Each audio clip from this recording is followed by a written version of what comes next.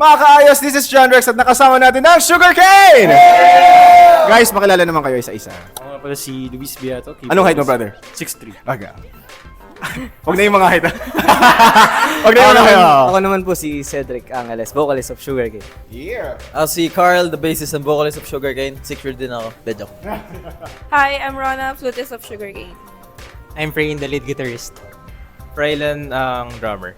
Alright, Sugarcane, how does it feel na meron na kayong 3 million listeners on Spotify? Grabe yung 3 million, ah. Yan, ako siyempre nakakataba ng puso kasi dati nagko-cover lang kami pero ngayon nakarating na kami sa All Out Sundays.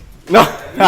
Wow, pangalawa nyo na, tama ba? Sa All On Yes, Sundays? oo, yes. Oo. Gusto malaman ng mga kaayos na ano ba yung naging inspiration or sino ba yung nagsulat nung Leonora? Paano ba nabuo tong song na to? Sa Leonora, ang nagsulat ng lyrics si Froy eh. Pero pinasa niya lang sa akin yung concept pero wala pa talagang melody. So, yun, eventually, Yun po. Paano nabuo, brother, yung Leonora for you? Actually, na-inspire ako sa isang gallery sa museum about sa story ni Rizal. And may part doon na tungkol kay Leonor Rivera. Plus, na-highlight kasi doon yung pagiging forbidden love nilang dalawa.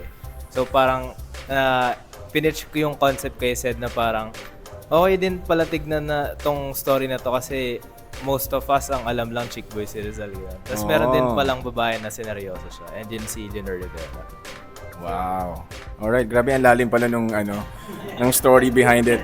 And I wanna know then, at mga kaayos natin, ano ba yung story din dun sa isa pa niyo bang song na Please? Sino rin ba yung nagsulat nito? Saan ba galing to? And Ayan, yung please, ano siya tungkol siya sa puso na ayaw sumuko sa pag-ibig kahit alam niyang, distancing na yung love. And syempre, si Cedric kasi mahilig magsulat ng letter sa ex niya dati. Oh! Oo. Kaya yun, ginawa niyang kanta yung isang letter na nasulat niya.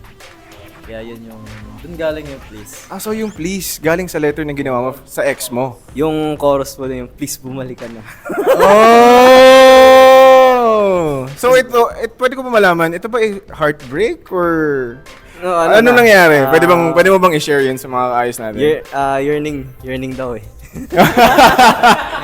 Pero ayun nga, tungkol siya dun sa, ang nangyari kasi nun parang wala na talaga eh. Pero alam mo naman pag bata ka pa parang hindi, ano pa to, kaya pa to daw. Yan, please bumalik ka na.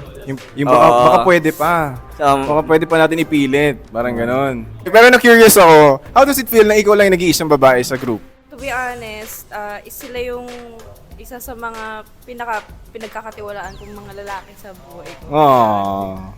And Sugarcane. happy ako. Ay, sorry. May mga kuya na kuya na na kasama sa circle of friends ko and sila yung nag-guide sa akin. Alright, Sugarcane, please do invite our mga kaayos to listen to your songs and saan ba kayo makikita ng mga kaayos natin?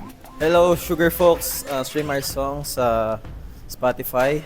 Search nyo lang Sugarcane and follow nyo kami sa social media accounts namin at The Sugarcane PH para alam nyo kung saan yung mga next gigs namin. Ayun. Thank you so much mga kaayos! Thank you!